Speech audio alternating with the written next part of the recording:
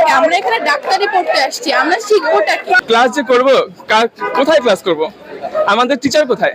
3 থেকে 4 মাসের মধ্যে প্রত্যেকটা ডিপার্টমেন্টের হেডকে বদলি করে দেওয়া হয়েছে। আমাদের সরকারি প্রতি আহ্বান খুবই সহজ। আমাদের যৌক্তিক দাবি, আমাদের যেসব শিক্ষক সংকট রয়েছে, যেই সব জায়গায় পদগুলো খালি রয়েছে, পদগুলায় যথাযথ পদমর্যাদা সম্পন্ন শিক্ষক দেওয়া হোক। দর্শক সমকালে স্বাগত জানাচ্ছি। আমি খান মনিরুজ্জামান। আমি বর্তমানে রয়েছি বরিশাল নগরের বান্দ রোড এলাকায়। আপনারা দেখতে পাচ্ছেন আমার পিছনে সড়ক অবরোধ করা রয়েছে। আর এই সড়ক অবরোধের কারণ হিসেবে আমরা জানতে পেরেছি বরিশাল শেরেবাংলা মেডিকেল কলেজের শিক্ষক সংকট এবং এই সংকট নিরসনে স্বাস্থ্য অধিদপ্তরের নীরব ভূমিকার প্রতিবাদে কিন্তু আজকে এই সড়ক অবরোধের মতো কর্মসূচি হাতে নিয়েছে শেরেবাংলা মেডিকেল কলেজের শিক্ষার্থীরা। আমরা শিক্ষার্থীদের সাথে কথা বলবো, তাদের এই দাবি সম্বন্ধে জানবো, তাদের এই দাবি নিয়ে কতটা যৌক্তিকতা রয়েছে তা নিয়ে আপনাদের জানাবো। কলেজে দেখবেন কলেজ আটকানো, কেউ নেই, কলেজ আছে কেউ নেই, স্যাররাও নেই, টিচাররাও নেই, সব এভাবে হচ্ছে স্টুডেন্ট আজকে দাঁড়ায় আছে। কেন? আমরা পড়াশোনা করি একটা বিভাগীয় মেডিকেলে, একটা বিভাগীয় মেডিকেলের হচ্ছে স্টুডেন্টের আশা লাগে, এই রাস্তায় যদি নামা লাগে শিক্ষকদের জন্য, এটা লজ্জার কিছু নেই। আমাদের শিক্ষক এখানে থাকার কথা 334 জন, আছে 161 জন এবং আমাদের 163 পদ শূন্য। আমাদের 173 জন শিক্ষক দরকার, অধ্যাপক, সহকারী অধ্যাপক, লেকচারার সব মিলে 173 জন শিক্ষক দরকার।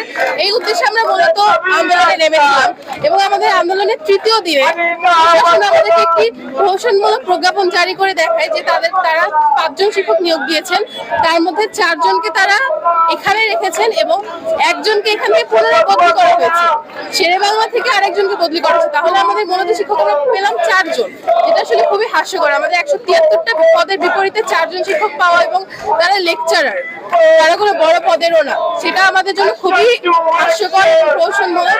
আমাদের যদি শিক্ষক না থাকে, আমরা এখানে ডাক্তারি পড়তে আসছি, আমরা শিখবোটা কি?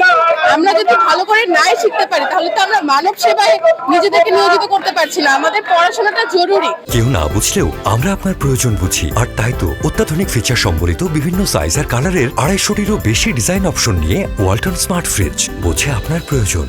সরকারের প্রতি আহ্বান এটাই থাকবে যে এতজন শিক্ষার্থী রাস্তায় নেমেছে, আজ মেডিকেল শিক্ষার্থী পড়াশোনা ছেড়ে রাস্তায় নেমেছে, আপনারা যত দ্রুত সম্ভব আমাদের এই দাবিগুলো পূরণ করে নেন, আমাদের শিক্ষক নিয়োগ করে সেই অ্যাকচুয়াল যেটা প্রজ্ঞাপন সেটা জারি করেন। ক্লাস যে করব, কোথায় ক্লাস করব? আমাদের টিচার কোথায়? ক্লাস করার জন্য টিচার লাগবে। আমরা কি ক্লাসে শুধু শুধু বসে থাকবো? আমরা এখন চতুর্থ বর্ষে উঠেছি। আমাদের 3টা সাবজেক্ট আছে, কমিউনিটি মেডিসিন, মাইক্রোবায়োলজি আর হচ্ছে প্যাথোলজি। আমাদের কমিউনিটি মেডিসিন ডিপার্টমেন্ট সম্পূর্ণ ফাঁকা। একটা লেকচারার ছিল, তাকেও হচ্ছে বদলি করে দিচ্ছে কয়েকদিন আগে। এই তিনটা ডিপার্টমেন্টের হেডকে গত 3 থেকে 4 মাসের মধ্যে প্রত্যেকটা ডিপার্টমেন্টের হেডকে বদলি করে দেওয়া হয়েছে। এখন আমাদের ডিপার্টমেন্ট 3টা হেডলেস, আমরা কি শিখবো? যেখানে হচ্ছে প্র্যাকটিক্যাল সাবজেক্টগুলো, মেডিসিনে দেখেন, আমাদের কার্ডিওলজিতে দেখেন, আমাদের আইসিইউ দেখেন, সিসিইউ দেখেন, গ্যাস্ট্রোএন্টারোলজি দেখেন, প্রত্যেকটা জায়গায় প্রফেসরের অভাব। সিসিইউতে সম্ভবত একজন প্রফেসর আছে, আমাদের একজন প্রফেসর, যেখানে 5 জন কমপক্ষে থাকতে হবে। আমাদের সরকারি প্রতি আহ্বান খুবই সহজ। আমাদের যৌক্তিক দাবি, আমাদের যেসব শিক্ষক সংকট রয়েছে, যেই সব জায়গায় পদগুলো খালি রয়েছে, পদগুলায় যথাযথ পদমর্যাদা সম্পন্ন শিক্ষক দেওয়া হোক। যাদেরকে অন্যায়ভাবে বদলি করা হয়েছে তাদেরকে হয় ফেরত দেওয়া হোক বা তাদের রিপ্লেসমেন্ট অনুযায়ী ওই সমমানের ওই পদমর্যাদা সম্পন্ন শিক্ষক আমাদেরকে দেওয়া হোক। আর যদি আমাদের দাবি যতক্ষণ পর্যন্ত না মানা হয়, আমাদের আন্দোলন কঠোর থেকে কঠোরতর হবে।